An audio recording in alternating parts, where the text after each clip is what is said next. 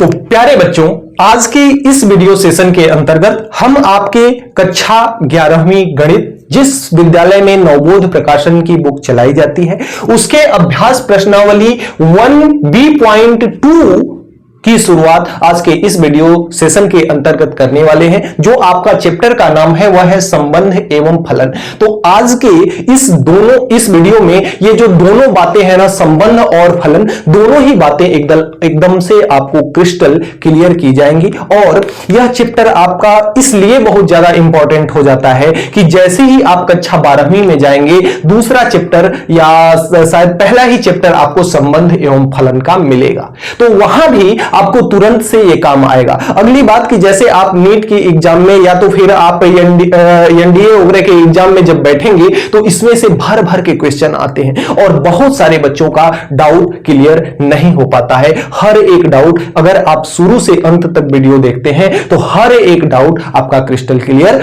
होने वाला है। तो आइए जल्दी से करते हैं वीडियो की शुरुआत। सबसे पहले हम आपके इस चैप्टर से संबंधित बेसिक्स जितने हैं उन बेसिक्स को एकदम अच्छे से समझेंगे। उसके बाद हम आपके अभ्यास प्रश्नावली के सवालों को हल करेंगे। आइए सबसे पहले समझते हैं, जैसे आपकी दो चीजें हैं यहां पर। एक पहली चीज क्या है, आपकी पहली चीज है संबंध और दूसरी चीज है फलन। इसके पहले वाली प्रश्नावली में हम लोगों ने पढ़ा था कार्तीय गुणन। क्या पढ़ा था? कार्तीय गुणन, जिसमें हमने दो एग्जाम्पल लिया था, दो समुच्चय हमने लिया था। एक समुच्चय ए जिसमें हमारे पास कौन कौन थी, एक मीना थी, रीना थी और नीना थी। मीना, रीना और नीना थी। और दूसरे समुच्चय में हमारा क्या था? दूसरे समुच्चय में केला था और सेब था। तो आपने देखा कि इन दोनों का जब क्रमित युग्म बनाया गया तो मीना के पास केला भी आया, सेब भी आया। उसी प्रकार से रीना के पास केला भी आया, सेब भी आया। नीना के पास केला भी आया, सेब भी आया। यानी कि इसके जितने भी सदस्य हैं सभी के सभी एक दूसरे से इंटर रिलेटेड थे। तब उसको हम उस प्रकार के बने युग्म को हम क्या कहते थे? कार्टेशियन प्रोडक्ट, यानी कि कार्तीय गुणन। संबंध में थोड़ा सा मायने बदल जाता है कि जैसे अगर मैं ये कह दूं, एक समुच्चय अगर मैं ए ले लूं, मान लेते हैं एक समुच्चय ए ले लूं जिसमें अवयव हैं कितने? 1, 2 और 3। और एक समुच्चय दूसरा ले लूं, एक समुच्चय बी ले लूं जिसका हमारे पास अवयव हैं कितने? 2, 3, 4 और कितने हैं? 5।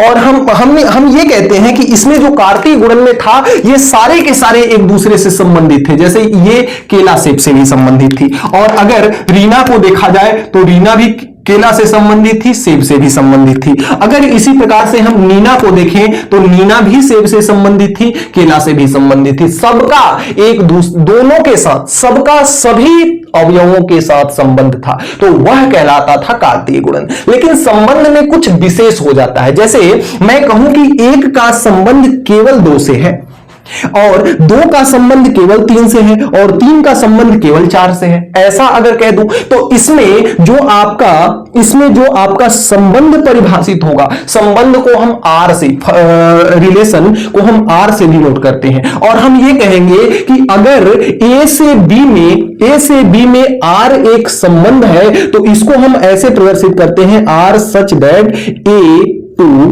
B, R such that a to b. इस प्रकार से हम इसको संबंध परिभाषित करते हैं। और R such that a to b कितना है? जिसमें केवल संबंध है उसी का हम क्रमित युग्म को लेंगे। अब किसका किसका संबंध है? देखिए, 1 के साथ 2 का संबंध है तो हम लिखेंगे 1, 2 और 2 के साथ 3 का संबंध है तो 2, 3 और 3 के साथ 4 का संबंध है तो 3, क्या लिख देंगे? 4। इस प्रकार से हमारा ये हो गया।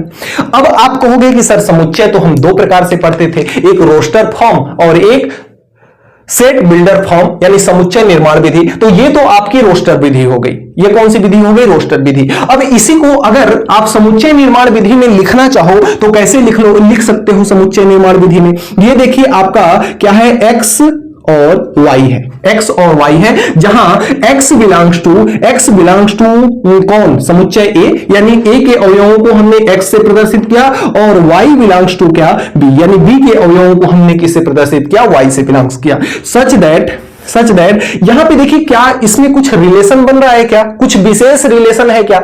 यहां तो सब पूरा घास भूसा था, जितना भी था सबको हमने ठूस दिया, सबको हमने भर दिया, लेकिन यहां पे विशेष एक रिलेशन बन रहा है। क्या विशेष रिलेशन बन रहा है कि जो x है ना हर हाल में y से जो y है ना वो हर हाल में x से एक अधिक है। जैसे 2 है तो 1 से एक अधिक है 2, 3 है तो 2 से एक अधिक है 3, 4 है तो 3 से एक अधिक है 4।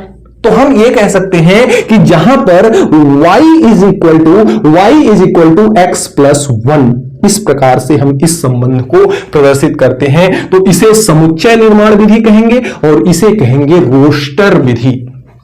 ठीक है, समझ में आई बात? तो देखिए जो आपने कार्टेशियन प्रोडक्ट पढ़ा था उसमें जितने भी अवयव हैं सबको एक दूसरे के साथ कनेक्ट कर दिया जाता था, लेकिन संबंध में एक विशेष प्रकार का रिलेशन देखने को मिलेगा। जैसे अगर हम कहें ये अगर आपके पूरे गांव के लोग हैं तो पूरे गांव के लोग एक दूसरे को चाचा ताऊ अंकल कहते हैं, सारे के सारे एक दूसरे से संबंधित हैं, तो सबको अगर जोड़ दिया जाए तो वह आपका कहलाएगा कार्टेशियन प्रोडक्ट।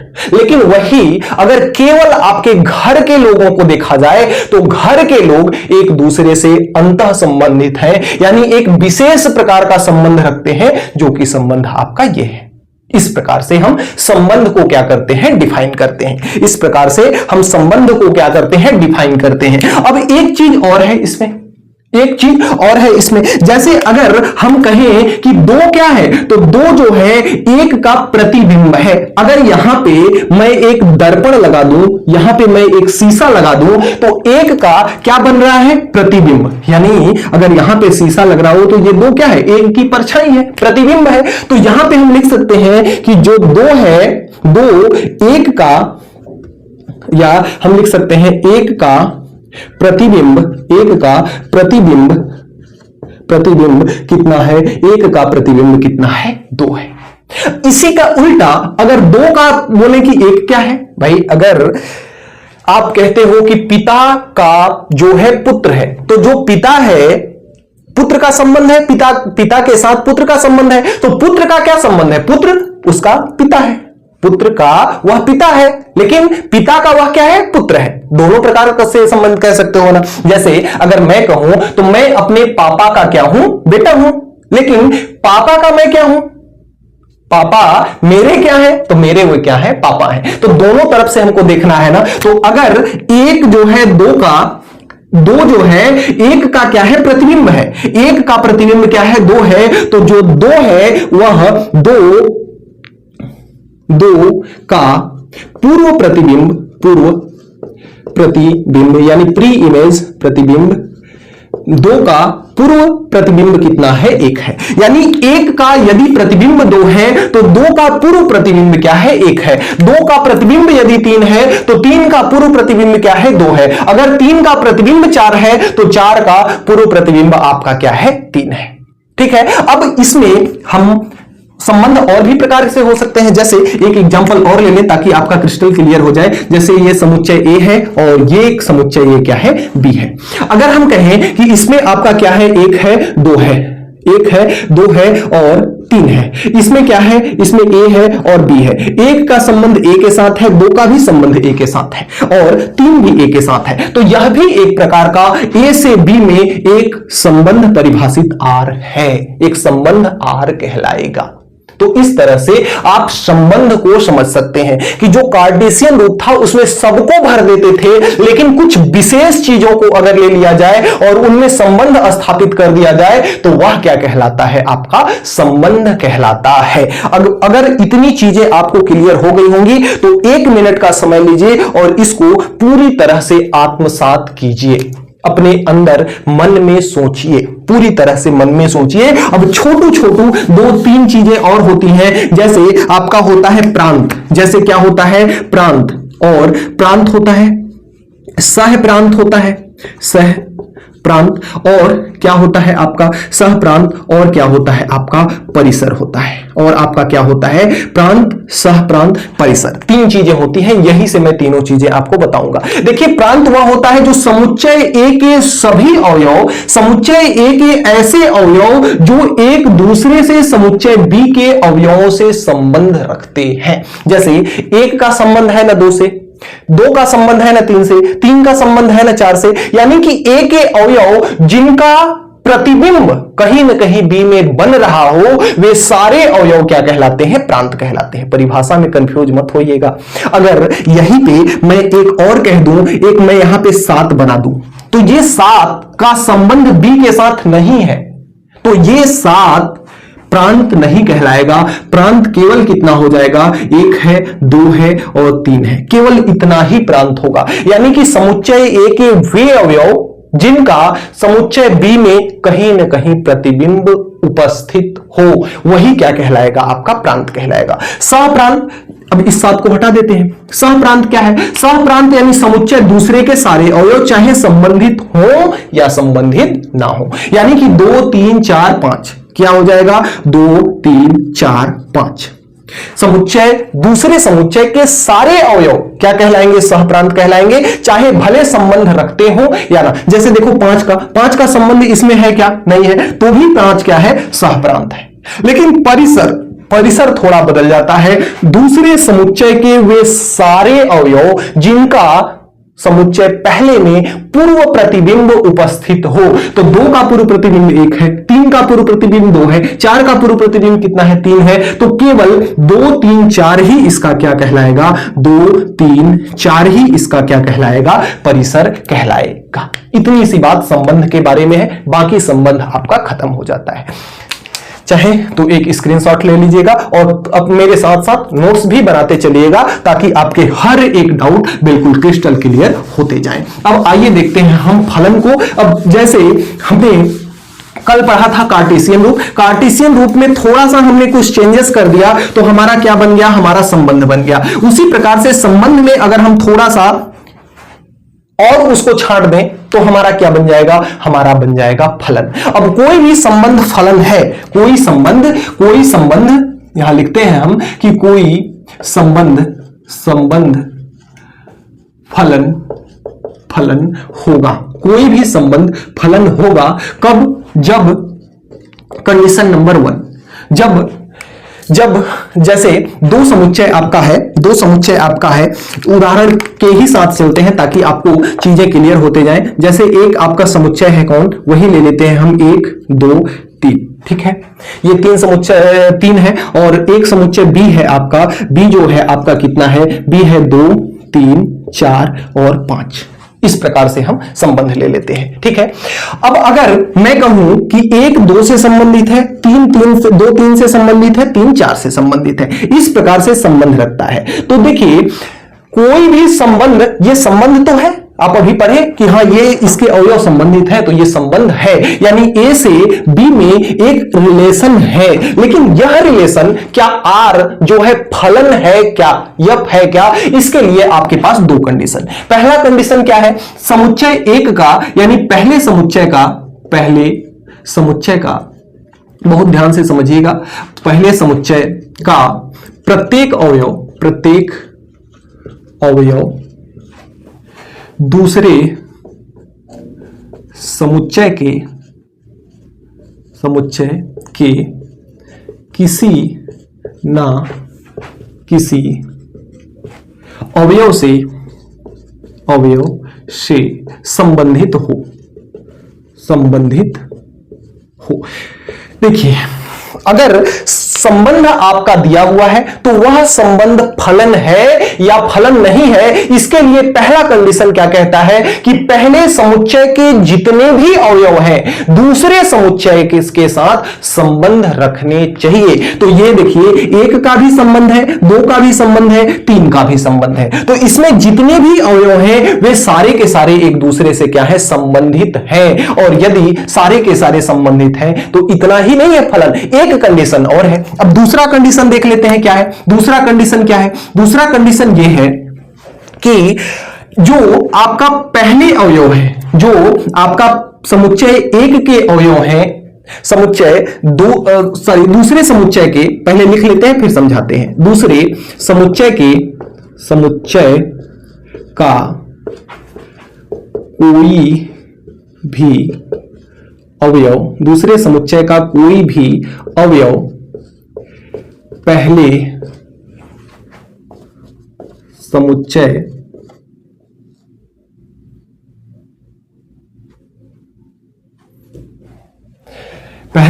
समुच्चय के किसी दो अवयव से संबंधित ना हो। थोड़ा सा इसको यहां पे पहले कर लीजिए, इसको क्या कर लीजिए, पहले कर लीजिए, और इसको कर लीजिए दूसरे, इसको आप क्या बना लीजिए, इसको बना लीजिए दूसरे। अब पढ़िए इसको, देखिए क्या कहता है कि पहले समुच्चय का कोई भी अवयव, पहले समुच्चय का कोई भी अवयव दूसरे समुच्चय के किसी दो अवयवों से संबंधित ना हो। यानी कि अगर ये तो सिंगल संबंध रखता है, एक कोई समुच्चय ऐसा है कि ए बी, और दूसरा समुच्चय ऐसा है 1 2। अब अगर ये समुच्चय ए है, ये समुच्चय बी है, तो पहला कंडीशन तो आपने पढ़ा, ये तो ठीक है, पहला कंडीशन तो आपने पढ़ा कि यहां 3 भी बना लेते हैं। पहला कंडीशन तो आपने पढ़ा कि पहले समुच्चय का प्रत्येक अवयव किसी न किसी अवयव के साथ संबंध रखना चाहिए। तो इसका प्रत्येक अवयव किसी न किसी के साथ तो संबंध रख रहा है, लेकिन इसको फलन होने के लिए, ए से बी तक फलन होने के लिए, एफ होने के लिए, दूसरा कंडीशन क्या कहता है कि पहले समुच्चय का कोई भी अवयव दूसरे समुच्चय के किसी दो अवयवों से संबंधित ना हो। लेकिन यहां पे देखिए, पहले समुच्चय का जो अवयव ये ए है, वह दूसरे समुच्चय के दो अवयवों से संबंधित है। इसके लिए यहीं पे कंफ्यूजन होता है बच्चों को, और इस कंफ्यूजन को दूर करने के लिए आप दूसरे समुच्चय को क्या मान लो, मां मान लो, और पहले समुच्चय को क्या मान लो, बेटा मान लो। दूसरे समुच्चय को क्या मान लो, मां मान लो, और दूसरे समुच्चय को क्या, पहले समुच्चय को क्या मान लो, बेटा मान लो। अब इसमें देखो, देखिए अगर इसका संबंध इसमें अगर दो के साथ है तो ये चलेगा। अगर इसके कोई एक और अवयव है, जैसे हम कहें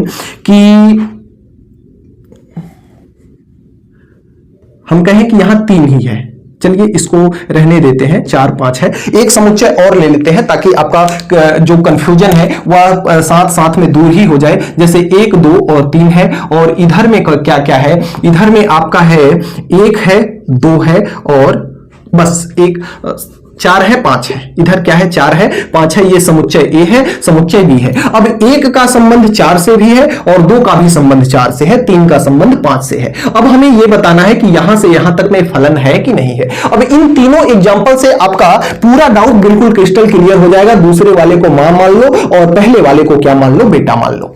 अब यहां पे देखो, ये तो आपका है ही, क्योंकि प्रत्येक अवयव इससे संबंधित है और कोई भी इसका अवयव 2 से संबंधित नहीं है, अतः यह तो आपका जो आपका आर नहीं, अब यहां हम फलन की बात करेंगे तो यह तो ए से बी में फलन है। इसको हम लिखेंगे कैसे कि जो आपका फलन है सच दैट ए से बी में है, जो फलन ए से बी में है, इसका लैंग्वेज आप इस प्रकार से लिखोगे।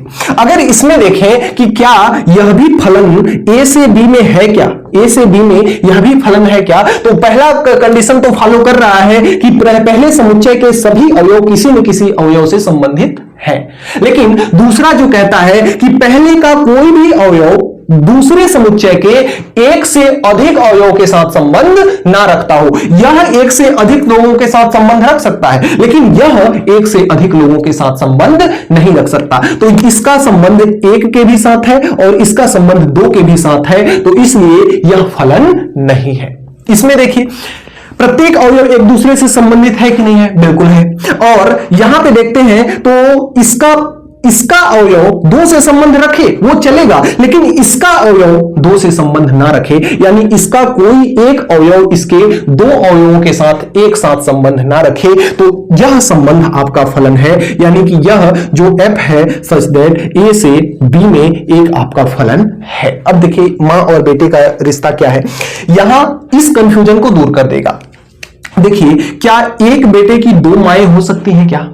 क्या एक बेटा तो एक है, यहां ना बेटा एक है और मां कितनी है? डबल। तो क्या एक बेटे की डबल मां हो सकती है? कभी नहीं हो सकती, कभी नहीं हो सकती, इसलिए यह फलन नहीं होगा। यहां पे देखो एक मां है तो एक मां के 2 बेटे हो सकते हैं कि नहीं? बिल्कुल हो सकते हैं, एक मां के 2 बेटे हो सकते हैं ना, तो इसलिए यह फलन होगा। उम्मीद करते हैं कि फलन आपको अच्छे से समझ में आया होगा। अब जो बीमारी आपकी वहां पे थी, तीन चीजें संबंध में, एक आपका था प्रांत, और दूसरा क्या था परिसर, और तीसरा क्या था सहप्रांत। तीसरा क्या था आपका सहप्रांत। इसमें भी प्रांत सहप्रांत में कुछ अलग चेंजेस नहीं होता। ए के सारे अवयव कहलाएंगे आपके प्रांत। जैसे ए के सारे अवयव कौन है? 1 2 3, तो 1 2 और 3 ये आपके क्या है? प्रांत। बी के वे अवयव जो एक दूसरे से संबंध रखते हो वे क्या कहलाएंगे? परिसर कहलाएंगे। तो बी में क्या है? 2 है, 3 है और 4 है, तो यह इसका क्या कहलाएगा? परिसर। और सहप्रांत यानी कि समुच्चय बी के सभी अवयव, तो ये हो जाएगा 2 3 4 और 5। तो इस प्रकार से आप संबंध और फलन दोनों को समझ सकते हो। अब जो मोस्ट इंपॉर्टेंट चीज आती है वह है कुछ फलन आपके दिए जाएंगे, कुछ फलन आपके दिए गए होंगे, उन फलनों का आपको ग्राफ बनाना है। आइए कुछ फलन हैं जिनके मैं ग्राफ बनाने आपको सिखाऊंगा, उसके बाद हम चलेंगे आपके प्रश्नावली की ओर। अब अगला जो टॉपिक है आपका वह क्या है? सम स्टैंडर्ड रियल फंक्शन, यानी कि कुछ प्रमाणिक वास्तविक फलन। आइए देखते हैं वास्तविक फलन, और हम यहां से ग्राफ बनाना भी आपको सिखाएंगे कि किस प्रकार से अगर कोई भी फलन दिया हुआ है तो उस फलन का हम ग्राफ किस प्रकार से बनाएंगे, जो कि अगले आने वाली प्रश्नावली में आपको काम आएगा। प्रश्नावली में ही नहीं, हमेशा काम आएगा जब तक आप गणित पढ़ेंगे। देखिए सबसे पहला जो फलन है वह फलन है हमारा, पहली फलन जो है हमारी, सबसे पहली फलन वह फलन है हमारी अचर फलन। कौन सी फलन है? अचर फलन। पहले तो हम बेसिक सा फील दे देते हैं आपको फलन की, कि फलन आखिर है क्या। जैसे अगर मैं यहां पे कहता हूं कि जैसे हमने 2 समुच्चय लिया था, 1 2 और 3, और दूसरे में हमने एक समुच्चय लिया था जिसका क्या था? 2 3 4 और 5। ये समुच्चय आपका ए था, ये समुच्चय बी था। 1 का संबंध 2 के साथ, 2 का संबंध 3 के साथ, 3 का संबंध 4 के साथ। इस प्रकार से संबंध एक दूसरे के साथ थे, ठीक है। और ए से बी में यह एक क्या था? फलन था। और फलन होने के लिए 2 कंडीशन चाहिए, कि पहले समुच्चय के सभी अवयव संबंधित होना चाहिए, और दूसरे समुच्चय का कोई भी अवयव पहले समुच्चय के एक से अधिक अवयवों के साथ संबंध ना रखे। तो यह संबंध जनरली फॉलो करता है। तो अगर मैं कहूं कि x जो बिलोंग्स करता है a से बिलोंग्स करता है, और जो y बिलोंग्स करता है वह किससे बिलोंग्स करता है? b से। यानी कि ये जो आपका मान है, a का जो भी मान है उसे हम किससे रिप्रेजेंट करते हैं? x से। और जो b के जितने भी अवयव यानी एलिमेंट हैं उनको हम किससे रिप्रेजेंट करते हैं? y से रिप्रेजेंट करते हैं। यानी कि ये और यही जो b के अवयव है ना, इसी को हम क्या कहते हैं? इसी को हम कहते हैं fx, यानी कि फलन। उसी को हम क्या कहते हैं? फलन।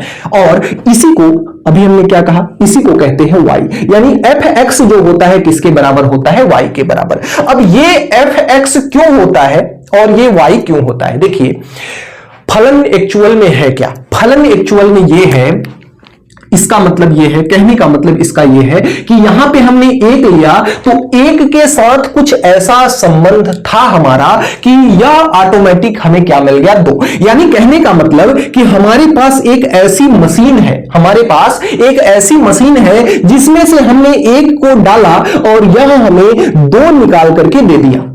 जिसमें हमने 2 को डाला और यह हमें 2 को डाला और हमें यह 3 निकाल करके दे दिया। हमने 3 को डाला और यह हमें 4 को निकाल करके क्या कर दिया? यहां हमने 3 को डाला और ये 4 को निकाल करके हमें दे दिया। अब ये मशीन अपने अंदर कर क्या रहा है, अपने अंदर ऐसा क्या कर रहा है जो कि 3 को डाल रहे हैं तो 4 दे रहा है, 1 को डाल रहे हैं 2 दे रहा है, 2 को डाल रहे हैं 3 दे रहा है। तो निश्चित तौर पर यह मशीन सभी चीजों में 1 जोड़ दे रहा है। 1 में 1 जोड़ दिया 2 हो गया, 2 में 1 जोड़ दिया 3 हो गया, 3 में 1 जोड़ दिया 4 हो गया। और इसी को हम कहते हैं फलन यानी fx। और fx की ही जो वैल्यू आती है यही कहलाती है आपकी y। क्या ये बात आप समझ गए? ये बात अगर समझ गए आप ना, तो फलन का जो आपका डाउट है ना वह आपका बिल्कुल क्लियर हो गया, इतना मान लीजिए। फिर से एक बार समझाता हूं कि फलन अगर मैं देसी में, एकदम शुद्ध देसी में बताऊं आपको, तो वह क्या है कि फलन एक ऐसी मशीन है, फलन एक ऐसी मशीन है जिसमें से x का मान डाला जाता है और y का मान निकल करके आता है। फलन एक ऐसी मशीन है जिसमें x का मान डाला जाता है और y का मान निकल करके आता है। इतनी बातें बस याद रखना, फलन में कहीं पे कोई दिक्कत आपको नहीं होने वाली है। फलन एक ऐसी मशीन है जिसमें x का मान डाला जाता है और y का मान निकल करके आता है। हमने x का मान डाला, 1 डाला 2 मिला, 2 डाला 3 मिला, 3 डाला 4 मिला। अब बीच में क्या क्रियाएं हुई ये आपको नहीं पता, ये फलन को पता है कि फलन क्या कर रहा है। तो फलन इसमें 1 जोड़ रहा है और जो दूसरे साइड मान होता है उसी को हम कहते हैं फलन यानी कि fx, और उसी का नाम होता है y, जो कि y किससे संबंधित होता है? दूसरे समुच्चय से संबंधित होता है।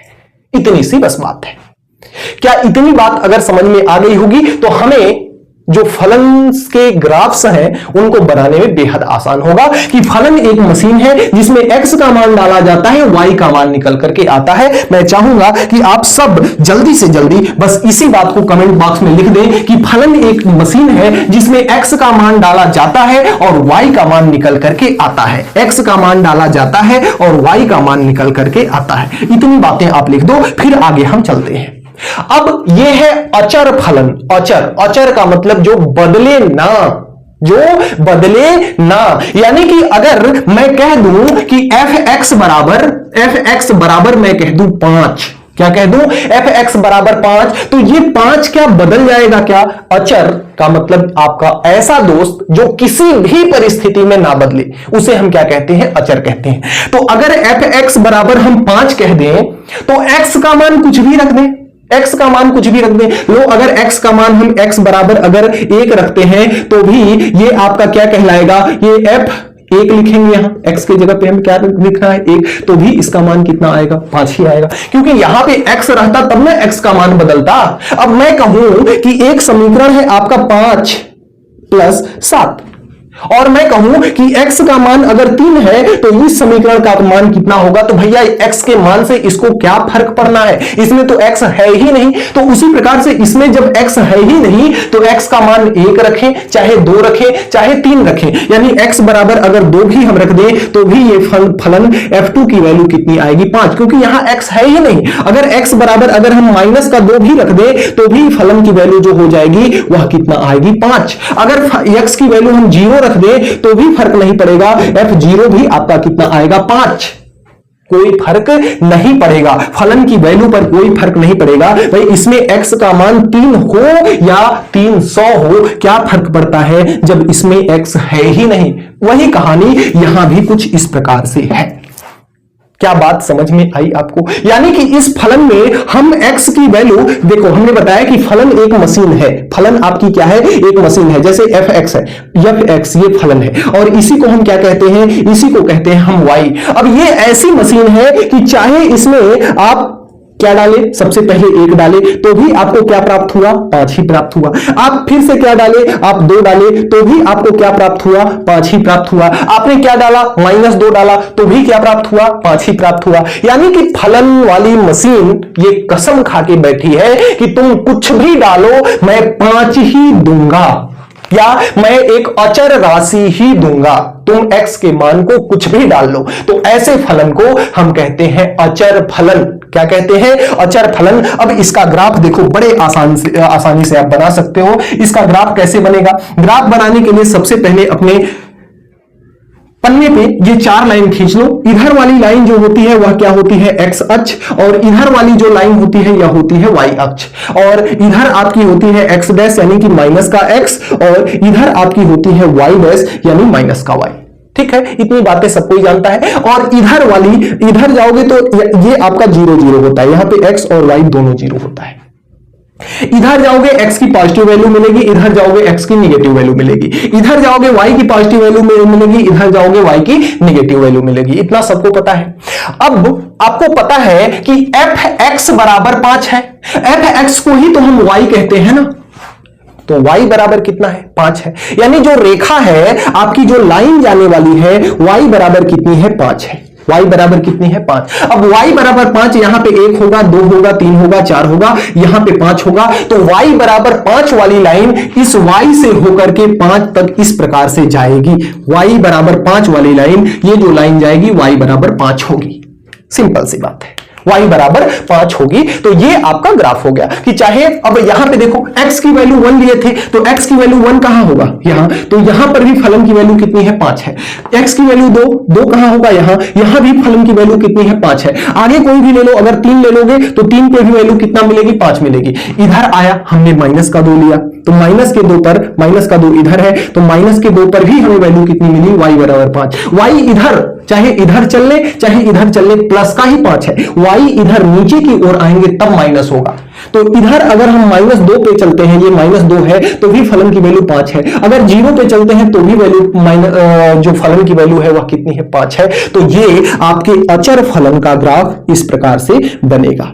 अचर फलन का ग्राफ इस प्रकार से आपका बनेगा। अब बताइए, यह अगर क्रिस्टल क्लियर हो गया हो तो चलते हैं दूसरे फलन पर, तत्समक फलन पे। तो आपका अगला जो है वह है तत्समक फलन। कक्षा 10वीं में आपने तत्समक पढ़ा होगा, तत्समक से थोड़ा बहुत मिला होगा, नहीं मिला है तो मैं बता रहा हूं कि तत्समक का मतलब है कि जैसे आप गुणा का अगर तत्समक ज्ञात करोगे तो ऐसी संख्या जिसका उसी संख्या से गुणा करने पर वही संख्या प्राप्त हो। मतलब क्या है कि जैसे गुणा का तत्समक, अगर मैं कहता हूं कि कितना है हमारे पास 3, अब ऐसी कौन सी संख्या है जिसका हम गुणा करें तो 3 ही प्राप्त हो, तो इसका अगर हम 1 से गुणा करते हैं तो हमें 3 प्राप्त होगा। अगर मैं कहता हूं कोई संख्या 5, तो 5 में ऐसी कौन सी संख्या का गुणा करें कि वही संख्या प्राप्त हो, तो 5 में अगर 1 का गुणा करेंगे तो हमें 5 ही प्राप्त होगी। तो ऐसी संख्या जिसमें गुणा करने पर हमें वही संख्या प्राप्त होती है, उस संख्या को हम कहते हैं गुणा का तत्समक। उस संख्या को हम क्या कहते हैं, गुणा का तत्समक कहते हैं। ठीक है, और ये ऐसे ही जोड़ का तत्समक होता है। अब कोई भी संख्या ऐसी बताओ, जैसे अगर कोई संख्या हम ले लेते हैं 8 में ऐसा क्या जोड़ें कि वही संख्या प्राप्त हो, तो 8 में अगर हम 0 जोड़ते हैं तो वही संख्या 8 प्राप्त होती है। अगर मैं कोई संख्या ले लूं 82 में हम क्या जोड़ें तो कि वही संख्या प्राप्त हो, यानी कि 82 ही प्राप्त हो, तो 0 जोड़ेंगे तो 82 प्राप्त होगा। अब ये जो 0 है ना, 0 एक ऐसी संख्या है जो किसी भी संख्या में जोड़ दो तो हमें वही संख्या मिलती है, तो इसे हम कहते हैं योग का तत्समक। योग का तत्समक क्या कहते हैं, योग का तत्समक। तो तत्समक का मतलब मोटा मोटी ये समझ लीजिए कि तत्समक का मतलब कि हमें वही संख्या प्राप्त होनी चाहिए। अगर चाहे गुणा का करें तो गुणा करने पर वही संख्या प्राप्त होनी चाहिए, जोड़ का देखना है तो जोड़ने पर हमें वही संख्या प्राप्त होनी चाहिए। अब यहां पे तत्समक फलन के साथ जुड़ा हुआ है, और हमने बताया कि फलन एक ऐसी मशीन है जिसमें कोई भी संख्या डालोगे तो वह उसको क्या करेगी, निकाल करके दूसरी संख्या निकाल करके देगी। तो अगर मैं फलन को मान लेता हूं कि ये आपका फलन है और यही एक मशीन है जिसे हम fx कहते हैं, और यही होता है y के बराबर।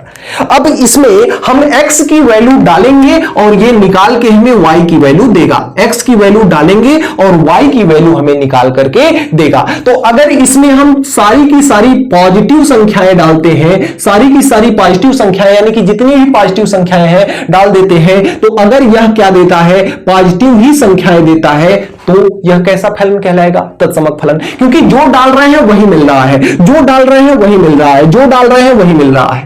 मिल रहा है ना। तो इसी को कहते हैं तत्समक। जैसे अगर इसमें हमने 0 डाला तो हमें क्या मिला, 0 मिला। अगर हम यहां पे निगेटिव की सारी संख्याएं डाले तो यहां पे हमें क्या मिला, माइनस की सारी संख्याएं मिल गई, यानी कि निगेटिव सारी संख्याएं मिल गई। यानी कि हम जो डालेंगे वही निकलेगा। तो ऐसे फलन को हम कैसे फलन कहते हैं, ऐसे फलन को हम तत्समक फलन कहते हैं। कौन सा फलन कहते हैं, तत्समक फलन कहते हैं। इसका जनरल रूप अगर लिखें, इसका जनरल रूप अगर लिखें तो एफ एक्स बराबर क्या होता है, एक्स। यानी एफ एक्स क्या है, जैसे हम अगर दो फलन लेते थे ना, दो फलन इस प्रकार से ए और बी लेते थे, तो ए से बी एक दूसरे में क्या परिभाषित था, फलन एफ परिभाषित था। और इसको हम कहते थे एफ एक्स और इसी को हम कहते हैं वाई, कहते हैं ना। तो एफ एक्स किसके बराबर है, एक्स के। यानी एक्स हम जितना डालेंगे उतना ही निकलेगा, जितना डालेंगे उतना ही निकलेगा। जैसे अगर उदाहरण के तौर पर इसको देखें कि अगर एक्स बराबर हम 1 ले लें, एक्स बराबर क्या ले लें, 1 ले लें, तो इसमें डालेंगे फलन में, तो फलन इसको क्या बना देगा, 1 ही बना देगा, क्योंकि हमने कितना लिया, 1 लिया। और अगर हम एक्स बराबर कितना ले लें, एक्स बराबर -3 ले लें और फलन में डालें तो एफ ये -3 इसको कितना बना देगा, -3, क्योंकि एफ एक्स बराबर एक्स है। x का मान 1 रखे तो 1 आया, x के मान -3 रखे तो -3 आया, x का मान 0 रख देते हैं, x बराबर 0 रख देते हैं, तो यह फलन इसको क्या बना देता है, 0 बना देता है। यानी x का मान हम जितना रखते हैं उतना ही हमारे फलन की वैल्यू आती है। अब बात आती है इसके ग्राफ की, अब बात आती है इसके ग्राफ की। तो अगर आपको ग्राफ बनाना है तो आप सबसे पहले इधर x अक्ष ले लीजिए और इधर y अक्ष ले लीजिए, यहां पे आपका होता है 0। अब इसमें 2 पॉइंट हमने लिया, 2 पॉइंट हमने क्या लिया, हमने 1 पॉइंट लिया, ये सारी वैल्यू y की वैल्यू है, क्योंकि एफ एक्स बराबर क्या होता है, y, तो ये सारी वैल्यू किसकी है, y की है। तो यहां पे हमने जब x बराबर 1 लिया, x बराबर जब हमने 1 लिया तो y की वैल्यू कितनी मिली, 1 मिली। x बराबर जब हमने 0 लिया तो y की वैल्यू कितनी मिली, 0 मिली। जब x बराबर हमने -3 लिया तो y की वैल्यू कितनी मिली, -3 मिली। यानी जितना हम x की वैल्यू लेंगे उतना ही y की वैल्यू मिलेगी। आइए इन्हीं 2 पॉइंटों को लेकर के हम इसका ग्राफ खींच देते हैं।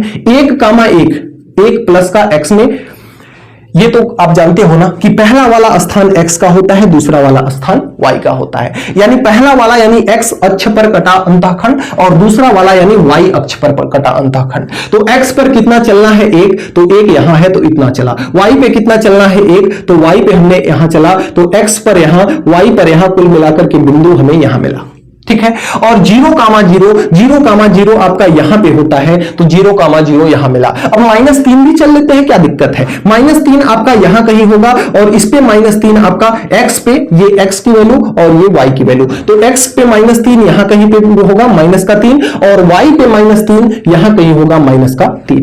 तो ये -3 और ये -3 मिलकर के यहां पे इस तरह से क्या करेंगे, मिल जाएंगे। अब इन्हीं बिंदुओं को क्या कर देते हैं हम, इन्हीं बिंदुओं को हम क्या कर देते हैं, इन्हीं बिंदुओं को मिलाती हुई एक रेखा हम क्या कर देते हैं, खींच देते हैं। थोड़ा सा सीधा बना लेंगे और जब सीधा बना लेंगे तो कोई भी किसी प्रकार की दिक्कत नहीं जाने वाली है।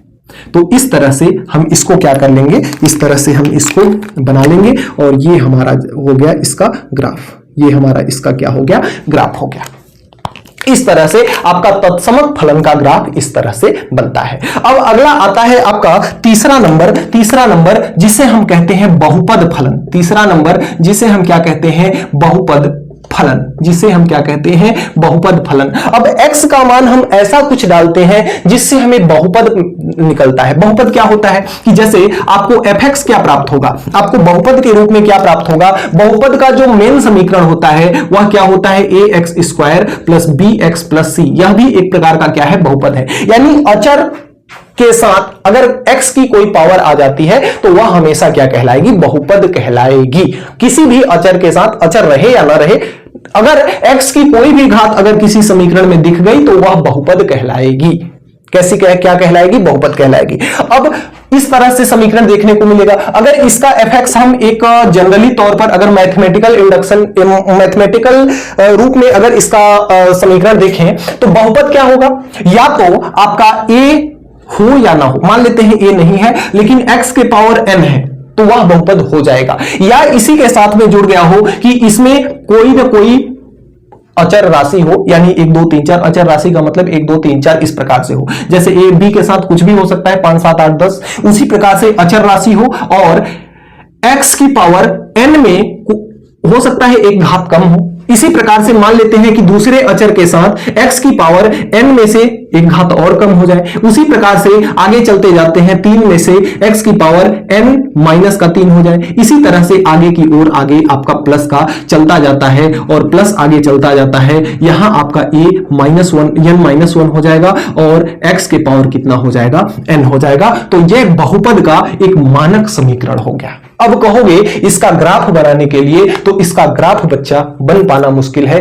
क्योंकि अलग अलग बहुपद के लिए अलग अलग ग्राफ होता है, तो इसका ग्राफ आपको बनाना थोड़ा सा मुश्किल हो जाएगा। अब इसके बहुपद के रूप में यहां पे कुछ भी आ सकता है। fx का मान जैसे a के जगह पे अगर दे दिया जाए 4x² प्लस b के जगह पे दे दिया जाए 3x प्लस c के जगह पे दे दिया जाए 10, तो यह भी फलन एक क्या होगा, बहुपद होगा। यह भी फलन एक आपका क्या होगा, बहुपद होगा। और अगला आता है चौथा नंबर जिसे हम कहते हैं परिमेय फलन। क्या कहते हैं, परिमेय फलन। तो जो आपका परिमेय फलन होता है, परिमेय फलन क्या होता है, परिमेय फलन को तो पहले बाद में समझेंगे। सबसे पहले आपने पढ़ा होगा परिमेय संख्याएं। क्या पढ़ा होगा, परिमेय संख्या। परिमेय संख्या किसे कहते हैं, ऐसी संख्या जिसे हम p बटे q के रूप में लिख सकें, ऐसी संख्या जिसे हम p बटे q के रूप में लिख सकें और जहां पे q does not equal to 0, यानी q 0 के बराबर ना हो, नहीं अपरिभाषित हो जाएगा। तो ऐसी संख्या जिसे हम p बटे q के रूप में लिख सके उसे हम परिमेय संख्या कहते हैं। यानी कि जिसे एक मतलब जिन संख्याओं को बटे के रूप में लिखा जा सके वही क्या कहलाती है, परिमेय संख्याएं। सभी वास्तविक संख्याएं परिमेय संख्याएं होती हैं। जिन संख्याओं को हम बटे के रूप में लिख सकें वे सारी की सारी संख्याएं परिमेय संख्याएं होती हैं। तो परिमेय फलन के जगह पर आपका ये संख्याएं होती ही है। यानी कि ये जो समीकरण आपका दिख रहा है, इसको अगर हम fx के रूप में लिखना चाहें तो इसी समीकरण को लिख लेंगे। जैसे 4x प्लस 3 अगर हो गया और नीचे में हम कर दिए 2x² प्लस 3x प्लस 6, इस तरह से अगर हम कर दिए तो यह फलन आपका परिमेय फलन कहलाएगा। अब परिमेय फलन के लिए भी अलग अलग फलनों के लिए अलग अलग ग्राफ आपका होगा। इसे भी अगर इस रूप में लिखना चाहें तो परिमेय फलन को fx को आप लिख सकते हो ax² plus bx plus c और डिवाइड बाई इसको परिमेय फलन को भी आप क्या लिख सकते हो, इस तरह से लिख सकते हो और यही आप नीचे भी लिख सकते हो ax² प्लस c, इस तरह से आप इसको भी बना सकते हो परिमेय फलन को। परिमेय फलन का भी हर एक फलन के लिए ग्राफ अलग अलग होगा। जैसे यहां पर देखिए ये आपका तत्समक फलन था, तो चाहे तत्समक फलन कोई सा भी हो लेकिन उसका ग्राफ एक सीधी रेखा ऐसे ही आपको मिलेगी। लेकिन इसमें अगर आपका जो भी मान बदल गया तो आपका जैसे इसमें अगर 1/x हो गया तो 1/x का ग्राफ अलग बनेगा, 1/x प्लस 1 का ग्राफ अलग बनेगा, x² plus 1 divide by x plus 1 इसका ग्राफ कुछ अलग बनेगा। यानी कि जितने प्रकार से फलन आते जाएंगे उसका ग्राफ अलग अलग बनता चला जाएगा। इसलिए आपको बहुपद फलन और परिमेय फलन के ग्राफ को पढ़ने की जरूरत फिलहाल नहीं है। आइए इसका स्क्रीनशॉट लीजिए। फिर इंपॉर्टेंट फलन जो है आपका मापांक फलन पे चलते हैं और जो कि काफी ज्यादा इंपॉर्टेंट है। तो अगला आपका जो फलन है वह है मापांक फलन। मापांक फलन को हम प्रदर्शित करते हैं fx is equal to mod x। fx is equal to mod x। Mod का मतलब ये होता है कि इसमें जो भी वैल्यू रहेगी हमेशा ये पॉजिटिव वैल्यू देगा, चाहे नेगेटिव वैल्यू हो चाहे पॉजिटिव वैल्यू हो। देखिए जैसा कि हमने बताया कि फलन एक ऐसी मशीन है जिसमें आप x की वैल्यू डालते हो, ये आपका fx है और यही आपका y के बराबर है। तो आप इसमें x की कुछ वैल्यूज डालोगे और y की वैल्यू आपको प्राप्त होगी, x की वैल्यू डालोगे और y की वैल्यू आपको प्राप्त होगी, x की वैल्यू डालोगे y की वैल्यू प्राप्त होगी, x की वैल्यू डालोगे y की वैल्यू प्राप्त होगी, x की वैल्यू डालोगे y की वैल्यू आपको प्राप्त होगी। फलन एक ऐसी मशीन है। तो x की वैल्यू यहां से आप क्या डाल रहे हो, मान लेते हैं कि आपने डाला x बराबर 2, x बराबर कितना डाला 2। तो x बराबर जब 2 डाला तो आपने x बराबर जब 2 डाला तो फलन में ये गया जब, तो ये f2 हो गया और f2 बराबर मॉड x है तो मॉड 2 की वैल्यू कितनी होती है 2। या पहले हम -2 ले लेते हैं ताकि आपका थोड़ा सा जो डाउट है वह क्लियर होता जाए। ये माइनस में है, यह भी माइनस में है, यह भी माइनस में है। और मॉड का मतलब ये होता है कि मॉड जब हटता है तो ये किस में वैल्यू आ जाती है, +2 में। तो जब हमने -2 लिया तो यह y की वैल्यू इसने कितने दे दिया, +2 दे दिया। अगर यहां पे हमने x की वैल्यू कितना ले लिया, x की वैल्यू अगर -√5 ले लिया, तो अगर x की वैल्यू हमने x की वैल्यू कितना लिया, -√5, तो यह फलन आपका कितना हो जाएगा, -√5 हो जाएगा f। और यह जब मॉड के अंदर √5 जाएगा तो इसकी वैल्यू कितनी हो जाएगी, +√5। यानी कि जैसे हमने -√5 डाला तो इसमें जो भी परिवर्तन हुआ हमें क्या मिला, +√5। यानी मॉड जो है माइनस को क्या करता है, हटा देता है, लेकिन प्लस वाली संख्या के साथ कोई चेंज नहीं करता है। जैसे अगर हमने x की वैल्यू 0 डाला, x बराबर अगर हमने 0 डाला तो f के अंदर कितना गया, 0 गया, और मॉड के अंदर कितना गया, 0 गया। मॉड 0 की वैल्यू 0 होती है तो इसलिए इसका मान कितना आ गया, 0 आ गया। अगर x की वैल्यू हमने कोई भी धनात्मक संख्या ले ली, जैसे x की वैल्यू हमने 4 डाली, तो x की वैल्यू जब हमने कितना डाला, 4 डाला, तो f के अंदर क्या गया, f के अंदर 4 गया। 4 को किस में कर दिया, मॉड में, और मॉड 4 की वैल्यू कितनी होती है, 4 होती है। तो इस प्रकार से यह हमारा मापांक फलन काम करता है। अब इसके अंदर ऐसा क्या किया होगा, थोड़ा सा सोचिए कि इसके अंदर ऐसा क्या किया होगा कि ये माइनस का जो 2 था वह +2 में बदल गया। तो मैं अगर अपने से आपको बताऊं सोच करके, तो अगर -2 में -1 का मल्टीप्लाई कर दो, -1 का मल्टीप्लाई कर दो, तो आपका +2 मिल जाएगा कि नहीं मिल जाएगा। तो हम ये सोचते हैं कि ये जो मशीन है ना, जो भी इसके अंदर माइनस की वैल्यू गई उसमें किस पे अटैक किया, -1 ने। जैसे इसमें अगर -1 के साथ माइनस का √5 का गुणा करोगे तो माइनस माइनस प्लस कर देगा √5। लेकिन जो प्लस की वैल्यू गई होगी, जैसे अगर ये 4 गया होगा तो माइनस का अगर 1 का मल्टीप्लाई कर दोगे 4 में तो माइनस दे देना चाहिए था, लेकिन ये प्लस का दे रहा है, तो यहां पे माइनस नहीं बल्कि प्लस का मल्टीप्लाई किया। किसका मल्टीप्लाई किया, प्लस का किया। 0 के साथ 1 का मल्टीप्लाई किया होगा, 0 के साथ 1 का मल्टीप्लाई किया होगा, तब क्या आया होगा, आपका 0 आया होगा। -1 का भी करेगा तो भी 0 आएगा। यानी कि कुल मिला के मोटा मोटी बात आप ये जान लीजिए कि मॉड में होता क्या है, अगर माइनस वैल्यू गई तो प्लस में आ रही है, यानी उसके साथ इसके अंदर जो खेल हो रहा है माइनस से गुणा किया जा रहा है, और जो प्लस है उसमें प्लस से गुणा किया जा रहा है ताकि मान में कोई परिवर्तन ना हो, क्योंकि प्लस वाला मान तो बदल नहीं रहा है। अब इसे थोड़ा सा मैं फलन के रूप में रीअरेंज करूं, fx के रूप में रीअरेंज करूं, तो x का मान यहां पे x किस में था, x का मान यहां पे किसका गुणा किया गया, माइनस का, तो x के साथ किसका गुणा हो गया, -1 का। x के साथ किसका गुणा हो गया, -1 का। तो भी वैल्यू 0 से क्या आई, तो भी वैल्यू यहां 0 से क्या आ रही है, बड़ी आ रही है। तो इसकी वैल्यू जो है 0 से क्या आ रही है, x की जो वैल्यू है वह 0 से बड़ी आ रही है। x की वैल्यू जो है वह 0 से क्या आ रही है, बड़ी आ रही है। और जब आपने एक के साथ मल्टीप्लाई किया x का, यानी कि अब हमने जब धनात्मक संख्या ली तो आपका या तो 0 आ रहा है या तो 0 से बड़ा आ रहा है, यानी कि 0 के बराबर भी आ रहा है और 0 से बड़ा भी आ रहा है। यही आपका बन जाता है फंक्शन, यही आपका बन जा रहा है फंक्शन। सॉरी, यहां पे माइनस वैल्यू ले रहे हैं ना, तो ये 0 से छोटा, 0 से क्या बन रहा है, x की वैल्यू हमेशा 0 से क्या आ रही है, छोटी आ रही है। भाई x की वैल्यू 0 से छोटी हमने लिया ना, x की वैल्यू 0 से हमने क्या लिया, छोटी लिया, तो माइनस के साथ गुणा किया।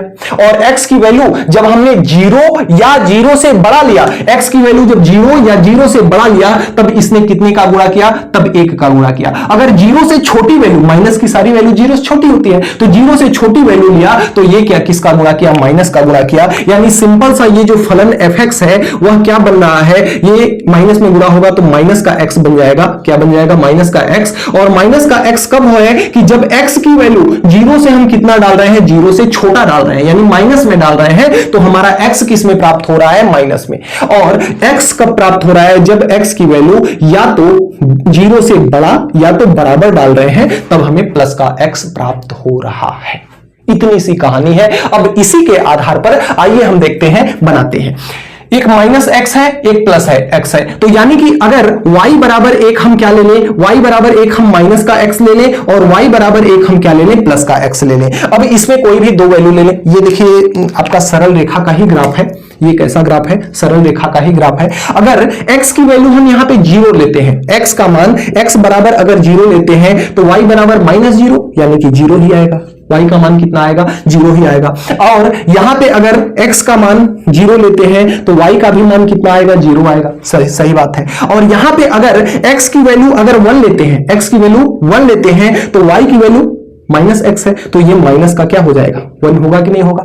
और यहां पे अगर x की वैल्यू 1 लेते हैं तो y की वैल्यू कितनी हो जाएगी, -1 हो जाएगी। यानी कि हमें जो बिंदु मोटा मोटी मिला वह कितना कितना मिला, 0,0 मिला, 0,0, 0,0 और 1,1 और 1,-1, 1,-1 इस प्रकार से हमें वैल्यू मिला। अब इसका हम ग्राफ बनाते हैं। ग्राफ बनाने के लिए मैं इस चीज को थोड़ा सा रफ कर देता हूं, यहीं पे ऊपर में मैं ग्राफ बनाता हूं। आइए देखते हैं ग्राफ को। अब ये जो ग्राफ है आपका, सबसे पहले मैं एक निर्देशांक ड्रा करता हूं। ये आपका निर्देशांक हो गया, इधर आपका x अक्ष है और इधर आपका कौन सा अक्ष है, y अक्ष है। देखिए ये जो बिंदु है 0,0, ये तो बिंदु 0,0 कहां होगा, यहां पे 0,0 कहां होगा, यहां पे 0 है। तो 0, ये आपका x है, ये आपका x है और ये आपका y है और ये आपका 0,0 है। ठीक है,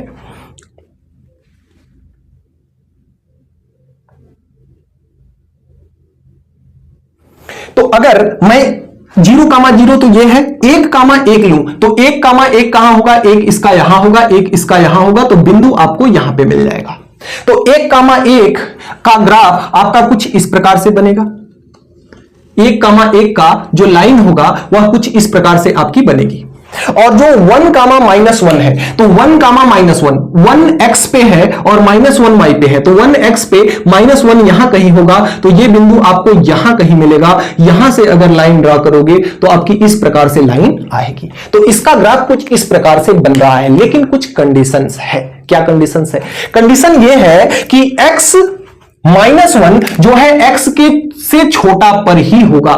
x की वैल्यू जब 0 से छोटी होगी तो x की वैल्यू किसमें आएगी, माइनस में आएगी। तो जब 0 से छोटा होगा तो x की वैल्यू, x ऋणात्मक किसमें है, इस पर है, तो x का मान ऋणात्मक इस पर होगा। बाकी ये वाला ग्राफ आपका काम नहीं आएगा, ये वाला ग्राफ काम नहीं आएगा, क्योंकि x की वैल्यू 0 से छोटी है, x की वैल्यू 0 से छोटी है। इधर आएगा तो 0 से बड़ा जाएगा ना, इधर अगर इसको हम लेंगे, इसको अगर हम लेते हैं तो 1 2 3 4 5 6 7 8 0 से बड़ा होगा, और 0 से बड़ा वाला हमको लेना नहीं है, 0 से छोटा लेना है, तब -x आएगा। और इसमें देखो x कब आएगा, जब x की वैल्यू 0 से बराबर या बड़ी हो। तो x की वैल्यू 0 से बड़ी या बराबर इधर आएगी, तो ये वाला ग्राफ जो जा रहा है ना, इसमें ये वाला कट जाएगा, क्योंकि इधर अगर वैल्यू आती है तो y का मान ऋणात्मक हो जाएगा, तो ये वाली वैल्यू रहेगी। अब यानी कि जो आपका mod x का ग्राफ बना, mod x का ग्राफ कुछ इस प्रकार से आपका बन जाता है। mod x का ग्राफ कुछ इस प्रकार से आपका बन जाता है। यानी अगर mod x का ग्राफ बनाए तो आपका V शेप में इस तरह से बनेगा। mod x का ग्राफ आपका V शेप में कुछ इस प्रकार से आपका बनेगा।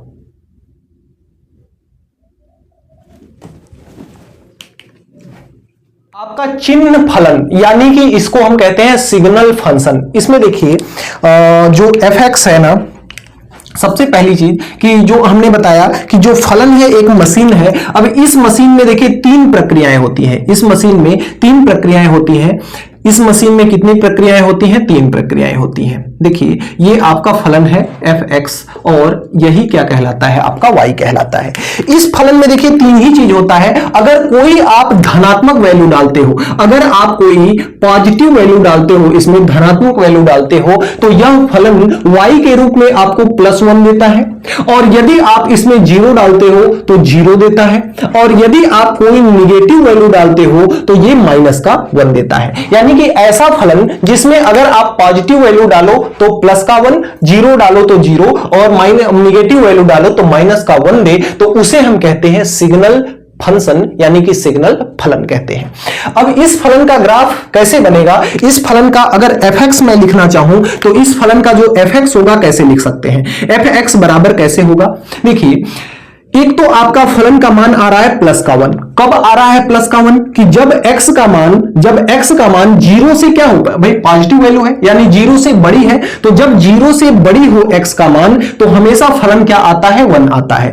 और 0 कब आता है, जब x बराबर ही 0 हो, x बराबर 0 दिया तो कितना मिला, 0। और जब फलन का मान x से छोटा हो यानी कि जब हमने निगेटिव दिया, x की वैल्यू को जब निगेटिव दिया यानी 0 से छोटा जब हमने दिया तो ये हमें कितना मिला, माइनस का 1 मिला। कितना मिला, माइनस का 1 मिला। तो इस प्रकार से हम fx को लिख सकते हैं। अब अगर इसका आप ग्राफ बनाना चाहो तो आइए जल्दी से मैं इसका ग्राफ बनाता हूं। जैसे अगर ये आपका निर्देशांक है, इधर आपका x अक्ष है और इधर आपका क्या है, y अक्ष है। तो यहां पे देखिए x की वैल्यू जब 0 से छोटी थी तो मान कितना था, 1 था। और x पर y पर 1 कहां होगा, ये कुल टोटल वैल्यू, ये वैल्यू किसकी है, ये वैल्यू टोटल y की है। तो हम जो भी ग्राफ हमारा बनेगा y पर बनेगा। तो y बराबर 1 आ रहा है, y बराबर 1 यहां कहीं होगा तो 1 का ग्राफ कुछ इस प्रकार से मिलेगा, y बराबर 1 का ग्राफ कुछ इस प्रकार से मिलेगा। y बराबर -1 आ रहा है तो y का पर -1 यहां कहीं होगा तो y बराबर -1 ऐसे मिलेगा। y बराबर 0 यहां पे है, ये आपका 0 है तो इसका ग्राफ यहीं पर मिल जाएगा, 0 पे ही मिल जाएगा।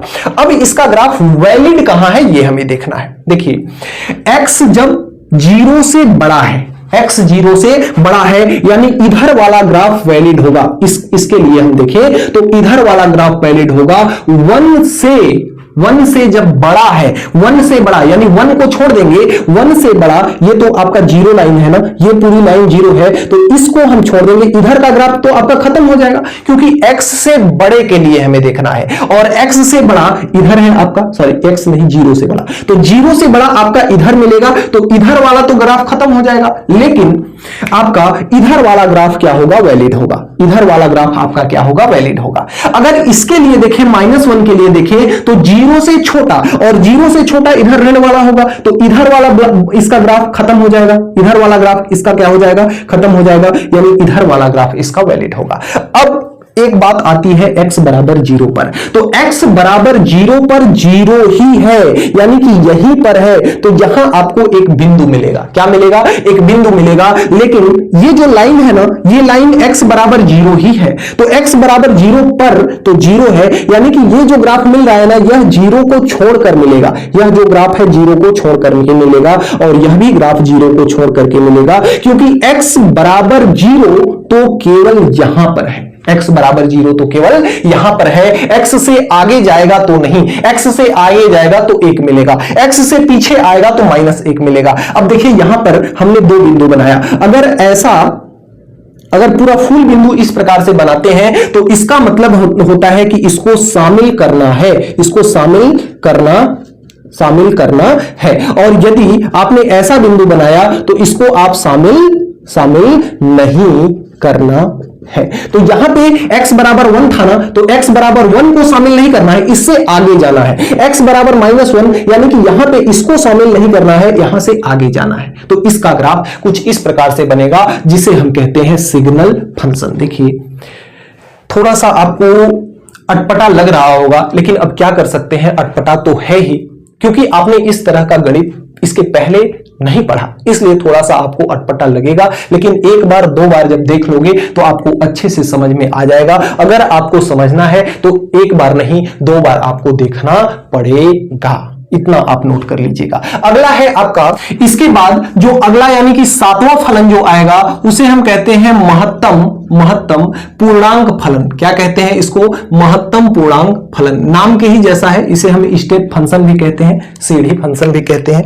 आइए देखते हैं इसमें। देखिए इस फंक्शन में एक ऐसी मशीन होती है, इस फंक्शन के अंदर एक ऐसी मशीन होती है f(x) बराबर जो y होता है इस प्रकार से होता है कि अगर उसमें आप कुछ x की वैल्यू डालते हो तो क्या मिलता है। जैसे अगर मैं x की वैल्यू डालूं, मैं x की वैल्यू कितना डालूं, जैसे 1.33 डालता हूं, तो जो दशमलव वाली संख्या है उसको हटा देता है। सिंपल सा मतलब ये समझ लीजिए, जो दशमलव वाली संख्या होती है उस दशमलव को हटा देता है और उसके जस्ट पहले वाली पूर्णांक संख्या देता है। जैसे 1.3 के जस्ट पहले पूर्णांक संख्या क्या होगा? 1 होगा, तो 1 देगा। अगर यही 2.99 हो, 2.99 हो तो 2.99 होगा, तो यह इसके जस्ट पहले वाली पूर्णांक संख्या, तो 2.99 के जस्ट पहले वाली पूर्णांक संख्या कितनी आएगी? 2 आएगी, तो यह क्या देगा? 2 देगा। अगर इसके जगह पे क्या डाल दिया जाता है? 0 डाल दिया जाता है, तो 0 तो पूर्णांक स्वयं में है, तो 0 क्या देगा? 0 ही देगा। अगर इसके जगह पर माइनस का 0.73 डाल दिया जाता है तो क्या देगा?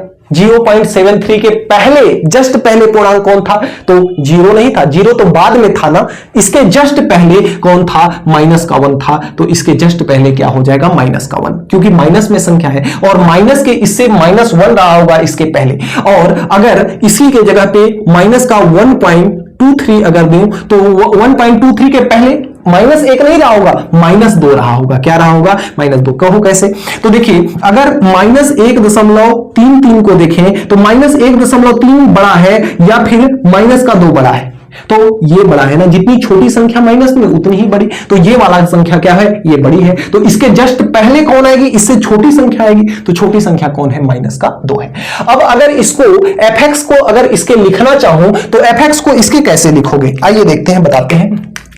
fx को अगर इसके लिखना चाहें आप तो fx को कैसे लिखेंगे? आपका 1 कब मिल रहा है? 1 कब मिल रहा है? जब आपका x कहां से कहां के बीच में हो, x जो है आपके कहां से कहां तक के, कहां से कहां के बीच में हो, या तो 1 से बड़ा हो या बराबर हो, 1 से बड़ा हो या बराबर हो, तब भी आपको 1 मिलेगा, 1 मिलेगा, या आपके 2 से क्या हो? छोटा हो, 2 से क्या हो? छोटा हो। यानी कि 2 से छोटा होगा या 1 के बराबर या 1 से बड़ा होगा, तो आपको क्या मिलेगा? 1 मिलेगा। भाई 1 से बड़ा था, 1 से बड़ा था या 1 के बराबर भी होगा तो भी 1 मिलेगा, और 2 से छोटा होना चाहिए। यानी अगर 1.99 भी होता तो भी आपको कितना मिलता? 1 ही मिलता। कहने का मतलब यह है। अगर आपको 2 कब मिला? आपको 2 कब मिला? जब आपका x की वैल्यू कहां से कहां तक थी? या तो 3 से छोटी थी या 2 से बड़ी थी या बराबर थी, तब आपको क्या मिला? 2 मिला। 0 कब मिला? 0 कब मिला? जब x का मान कहां से कहां तक हो? या तो 0 से क्या हो? छोटा हो, या 0 के बराबर हो, या 0 से बड़ा हो। 0 से क्या हो? बड़ा हो, या 1 से 0 से नहीं, 1 से छोटा हो। 1 से जब छोटा हो या 0 के बराबर या 0 से बड़ा, यानी 0 से 1 के बीच में रहेगा तो आपको क्या वैल्यू मिलेगी? 0 मिलेगी। इतनी बात तय है। और माइनस वाले का क्या चक्कर है? माइनस वाले का चक्कर -1 कब मिलेगा? जब आपका x की वैल्यू कहां से कहां तक हो? -1 से छोटी हो और -2 के या तो क्या हो? बराबर हो, या सॉरी ये बराबर इधर चला जाएगा ना, उल्टा हो जाएगा। -1 के बराबर होगा तो भी -1 मिलेगा, -1 से छोटा होगा, -1 से छोटा होगा तो भी आपको क्या मिलेगा? -1 से बड़ा होगा ना। -1 को यहां लिखते हैं, उल्टा हो गया थोड़ा सा। -1 को यहां लिखते हैं। -1 से क्या होनी चाहिए? -1 से x की वैल्यू क्या होनी चाहिए? छोटी होनी चाहिए, या फिर क्या होनी चाहिए? बराबर होनी चाहिए, तो भी 1 मिलेगा। या आपका कितना होना चाहिए? 0 से बड़ा होना चाहिए, 0 से क्या होना चाहिए? छोटा होना चाहिए। 0 से छोटा होगा या -1 से बड़ा होगा या -1 होगा तो -1 मिलेगा। और -2 आपका कब मिलेगा? जब x की वैल्यू -1 से क्या हो? बड़ी हो, -1 से छोटी हो और -2 के या तो बराबर हो या -2 से बड़ी हो, तब मिलेगा। ये आपके fx के मान है। इतने तक ही सीमित नहीं होता, इसके आगे भी चलता जाएगा -3 -4, और इसके आगे भी चलता जाएगा 2 3 4 5 6 7। इस तरह से आगे भी वैल्यू क्या होती जाएगी? बढ़ती चली जाएगी। तो ये फंक्शन खत्म नहीं होता। अब इसका ग्राफ मेन आता है बनाना, इसका ग्राफ मेन आता है बनाना। बहुत ध्यान से समझिएगा इसके ग्राफ को, बहुत ध्यान से समझिएगा इसके ग्राफ को। ये देखिए जैसे ग्राफ है, थोड़ा सा क्रिटिकल चैप्टर तो है ही। ये इसका x है और ये इसका क्या है? y है। कहां से कहां तक हमको वैल्यू चाहिए, 1 2 3, 0 से 3 तक, 0 से -2 तक, 0 से -2 तक। ये तो आपका ये 0 रहा, और इधर जाओगे तो 1 2, इधर जाओगे तो 1 2, इधर जाओगे तो 1 2, इधर जाओगे तो 1 2। इस प्रकार से आपको वैल्यू मिलेगी। ठीक है, अब ग्राफ को देखते हैं। अगर ग्राफ को देखा जाए तो इधर से चलते हैं या 0 से ही सबसे पहले चलते हैं। 0 तो आपका यहां पे मिलेगा, इसको तो ये बिंदु ही रहेगा, इससे अभी दिक्कत नहीं है। अगर मैं ग्राफ को लूं इसको 1 को, तो 1 किसके बीच में है, 1 से 2 के बीच में है। तो 1 से 2 के बीच में 1 यहां है, 1 यहां है, 2 यहां है। तो 1 से 2 के बीच में यहां कहीं मिलेगा जहां पे आपका 1 आएगा, यानी यहां से यहां के बीच में आपका ग्राफ आएगा, 1 पर ग्राफ आएगा, और 1 से 2 के बीच में। समझ पा रहे हो बात? 1 से 2 के बीच में, 1 से 2 के बीच में ग्राफ मिल रहा है, और कितना पे, 1 पर। तो 1 इधर का लिया जाएगा और 1 पर यहां से लेकर के यहां तक। लेकिन एक बात और है, 1 शामिल है, तो 1 शामिल है तो 1 पे क्या किया जाएगा, 1 पे बड़ा सा इस प्रकार से गोला लगाया जाएगा, और इधर आपका खाली रहेगा। इधर आपका क्या रहेगा, खाली रहेगा, इस प्रकार से। ये हो गया। इस पर अगर देखें तो 2 से 3 के बीच में मिल रहा है, 3 भी लेना है ना हमें, 3, और ये भी हमें 3 लेना है, ये भी 3 लेना है माइनस का, और ये भी 3 लेना है। तो 2 से 3 के बीच में हमें क्या मिलेगा, 2 मिलेगा। 2 से 3 के बीच में, तो 2 से 3 के बीच में यानी कि यहां कहीं पे होगा हमारा, और ये हमें क्या मिलेगा, यहां 2। तो 2 पर लेना है, और वो भी 2 से 3 के बीच में। तो 2 पर ये हो गया, और 2 से लेकर के 3 के बीच में। अब दिक्कत यह है कि 2 को लेना है, 3 को छोड़ देना है। तो 2 को लेना है तो 2 पर ये मतलब गोला 1 बनेगा, और इस पे खाली गोला रहेगा 3 पे। इस प्रकार से आपका ग्राफ बनेगा। अब माइनस वाले पे 0 पे तो 0 यही रहेगा, उससे कोई दिक्कत है नहीं। 0 पे हमेशा 0 ही मिलेगा, 1 से छोटे पे भी, यानी 1 से छोटे पे भी हमें 0 ही मिलेगा। ये बात क्लियर है। -1 से 0 के बीच में, यानी -1 आपका किधर आ जाता है, इधर आ जाता है। ये आपका -1 है, -2 है, -3 है। -1 से 0 के बीच में, -1 से 0 के बीच में, यानी यहां आपको -1 मिलने वाला है। तो -1 इधर चलेगा, तो -1 से लेकर के 0 के बीच में ये मिलेगा, यानी कि ये वाला ग्राफ आपको मिलने वाला है, ये वाला ग्राफ। ठीक है, तो ये वाला ग्राफ देखिए क्या है। इस वाले ग्राफ को देखें तो ये वाला ग्राफ कहां पे है, 0 पर है, 1 पर नहीं है। तो 0 यहां पर है, यहां पे फूल बिंदी रहेगा, और यहां पे आपका खाली गोला रहेगा। अगले क्रम में -1 से 2 के बीच में देखें, तो -1 से 2 के बीच में यहां है, यानी कि ग्राफ आपका यहां पर -2 पे मिलने वाला है। -2 यहां है, और -1 से कहां तक है, -1 से -2 तक है। तो -1 यानी कि यहां से लेकर के 2 पर, यहां से लेकर के -2 तक, और -2 पर शामिल करना है, यानी -2 बराबर है। तो -2 आपको यहां है, तो यहां पे आपका फुल गोला है, और यहां पे आपका खाली गोला है। अब इसको अगर ग्राफ को थोड़ा सा मैं डॉटेड के रूप में इस तरह से मिला दूं, तो ये मिलाई है, और इस तरह से इसको मिला दूं, इस तरह से इसको मिला दूं, तो ये देखिए एक दूसरे की सीढ़ी बन गई कि नहीं। इसलिए इसको हम कहते हैं स्टेप फंक्शन। क्या कहते हैं इसको, स्टेप फंक्शन कहते हैं। इस तरह से आगे आएगा तो आगे इधर की ओर आता चला जाएगा, आगे इधर की ओर आता चला जाएगा, और इधर आ जाएगा तो आगे इधर की ओर चलता जाएगा। इस तरह से इधर की ओर भी अनंत जाएगा, और इधर की ओर भी अनंत चला जाएगा। अब देखिए और भी आपके इसमें बहुत सारे ग्राफ दिए हुए हैं, जिसका अभी आपको विशेष मतलब नहीं है, और अगर इतना ही अगर आप समझ पाए हो तो उतना ही बहुत बड़ी बात है। आगे जाएंगे और आपका माइंड फालतू कंफ्यूज होगा, और आपकी गणित से रुचि धीरे धीरे खत्म होने लगेगी। मैंने कोशिश किया है कि जो भी हो सके बात तोड़ तोड़ करके मैंने समझाने की। अगर यहां तक बात समझ में आ गई होगी तो एक बार कमेंट बॉक्स में कमेंट करके हमें जरूर बताइएगा। और आज के इस वीडियो में यदि प्रश्नावली को लेकर के चला जाए तो वीडियो काफी लंबी हो जाएगी, तो इसलिए प्रश्नावली वाली वीडियो अगले दिन आपको मिलेगी। तो मिलते हैं अगले दिन अगले वीडियो में, तब तक के लिए गुड बाय, जय हिंद।